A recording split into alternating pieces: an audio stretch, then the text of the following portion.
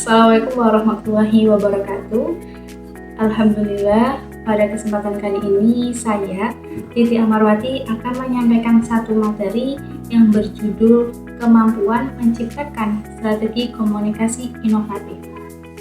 Jadi, strategi komunikasi inovatif adalah pendekatan baru yang kreatif untuk menyampaikan informasi, mengelola hubungan, dan mencapai tujuan organisasi. Jadi, ini itu bukan sekedar tentang menggunakan teknologi terbaru, akan tetapi lebih pada cara berpikir out the box dalam merancang pesan dan saluran komunikasi.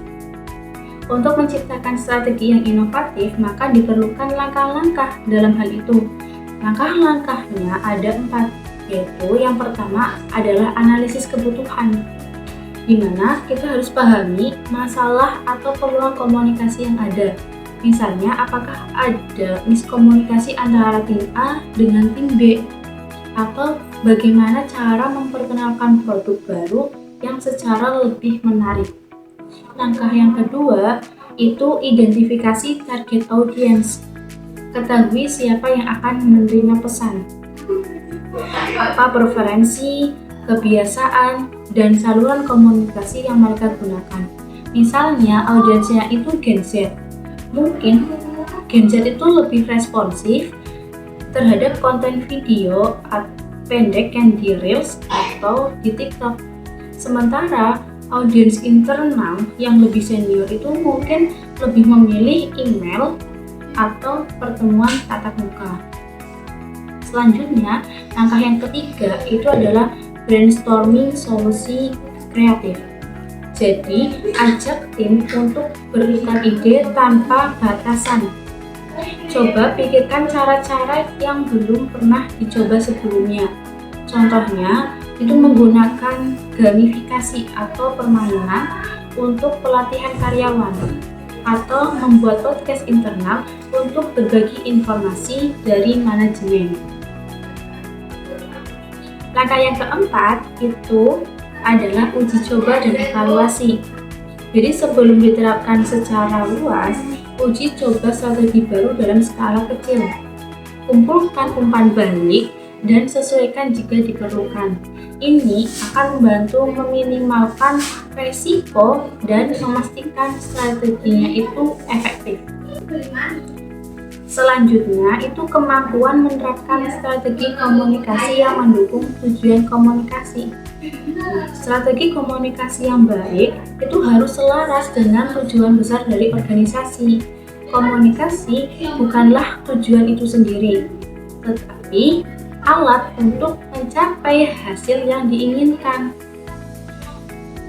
Dalam contoh penerapannya, ketika organisasi itu mempunyai tujuan untuk meningkatkan penjualan produk sebesar 20% dalam 6 bulan, maka strategi komunikasi yang dapat dilakukan adalah menggunakan influencer marketing, mengadakan webinar interaktif untuk demo produk, dan meluncurkan kampanye media sosial dengan hashtag yang menarik. Contoh lagi, tujuan dari organisasinya itu meningkatkan keterlibatan karyawan dan mengurangi turnover.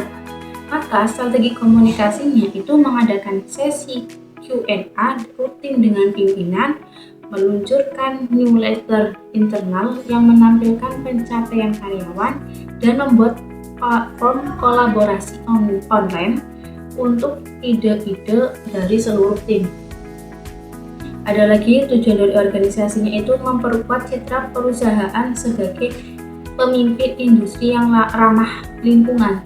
Maka strategi komunikasinya itu menerbitkan laporan berkelanjutan, berkolaborasi dengan LSM lingkungan, dan mempromosikan inisiatif daur ulang internal melalui media sosial dan situs web. Intinya, setiap pesan dan saluran komunikasi itu harus dirancang untuk memperkuat dan memajukan tujuan strategi dari organisasi. Selanjutnya, hubungan antara inovasi komunikasi dan kinerja organisasi.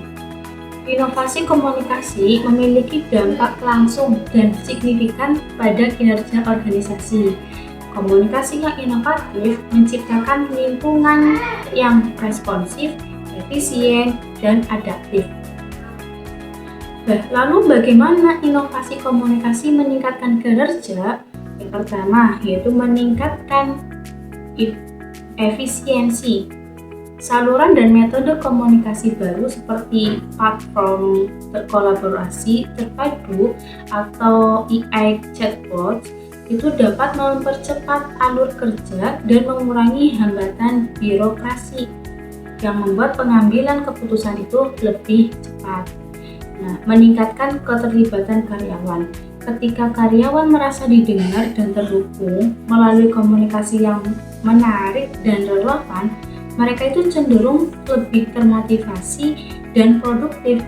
Maka hal ini akan mengurangi tingkat absensi dan turnover.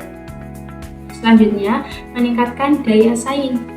Di pasar yang kompetitif, organisasi yang mampu berkomunikasi secara lebih efektif dengan pelanggan dan mitra itu akan memiliki keunggulan. Inovasi dalam pemasaran digital atau layanan pelangganan dapat menciptakan pengalaman unik yang membedakan perusahaan dari pesaing. Selanjutnya ada mendorong budaya inovasi. Ketika komunikasi internal terbuka dan mendorong pertukaran ide-ide baru, hal itu akan menumbuhkan budaya di mana inovasi menjadi bagian dari DNA organisasi. Jadi ini memungkinkan perusahaan untuk beradaptasi lebih cepat terhadap perubahan pasar dan tantangan. Dari yang tadi saya sampaikan, saya mengambil referensi, ada dari 5 referensi. Yang pertama dari Miller Catherine dalam bukunya itu yang berjudul Organization Communication Approaches and Process Change Learning. Jadi buku ini adalah referensi klasik dan paling relevan. Miller itu membahas berbagai pendekatan teoritis dan proses komunikasi di dalam organisasi, termasuk peran komunikasi dalam mengelola perubahan dan mempromosikan inovasi. Yang kedua itu ada Goldaber-Gerald yang berjudul Organization Communication.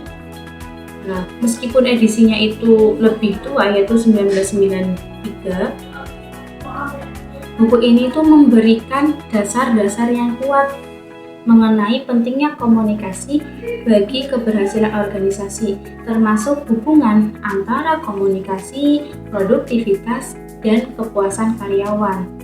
Yang ketiga, ini ada Cheney Gergi, The Organization Communication Reader, Oxford University Press. Buku ini itu berisi kumpulan artikel dan esai dari berbagai pakar komunikasi organisasi yang mencakup berbagai topik, termasuk di sana ada strategi komunikasi, inovasi, dan budaya organisasi. Yang keempat, ini adalah artikel, yaitu Eisenhardt, Artland, M. and Sue Donald, Strategi Asynchronous Harvard Business Review. Artikel ini itu sangat relevan untuk materi strategi.